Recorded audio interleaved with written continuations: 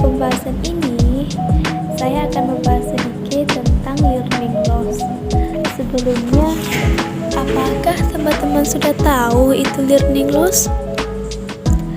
Mungkin sebagian dari teman-teman sudah tahu ya learning loss.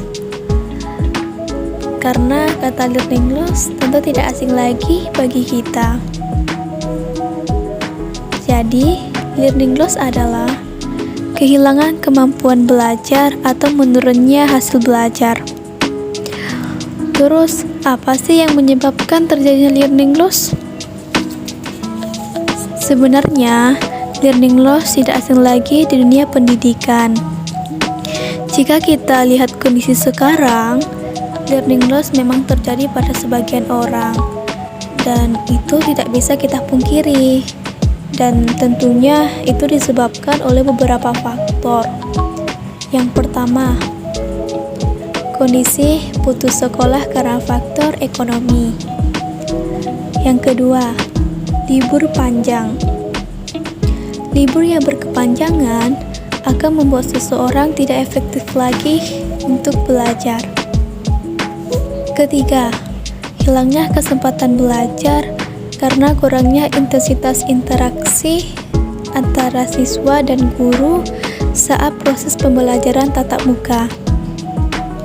Ada sebagian siswa itu merasa tidak mendapatkan makna belajar atau malahan kesulitan memahami materi pembelajaran. Seperti yang kita alami 1 tahun belakangan ini, di mana pandemi melanda negara kita, membuat kita tidak dapat bersekolah secara bertatap muka, dan ini berakibat menjadikan kita tidak efektif lagi untuk belajar. Keempat, tidak mengulang pembelajaran, tapi malah asik bermain handphone, melihat IG, YouTube, TikTok, dan lainnya. Terus, apakah learning loss itu berbahaya? Ya jelas tentu berbahaya. Karena orang yang mengalami learning loss akan membuat dirinya tidak percaya diri, tidak terbuka kepada orang, atau malahan menutup dirinya, menjadi orang yang malas, kemudian tidak memiliki tujuan dan arah. Setelah mendengar hal itu, sangat miris ya, atau menakutkan sekali. Tapi jangan khawatir, karena ada upaya untuk mencegah terjadinya learning loss ini. Yang pertama, membuat suasana belajar seperti di sekolah. Ketika kita di rumah, kita perlu juga membuat suasana belajar seperti di sekolah. Yang kedua, memiliki teman untuk diajak berdiskusi. Memilih teman sangatlah penting. Bergaul dengan teman yang rajin belajar atau yang bisa diajak berdiskusi, yang tentunya akan membuat kita rajin belajar juga. Atau kita juga perlu membangun koneksi dengan kakak kelas.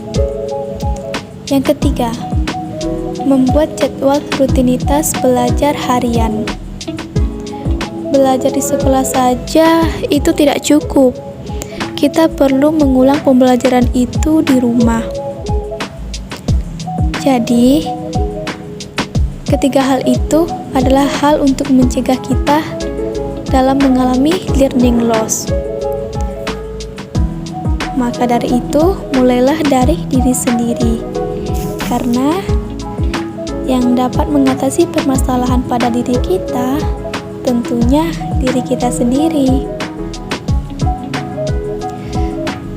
Sekian penjelasan dari saya, semoga bermanfaat. Terima kasih.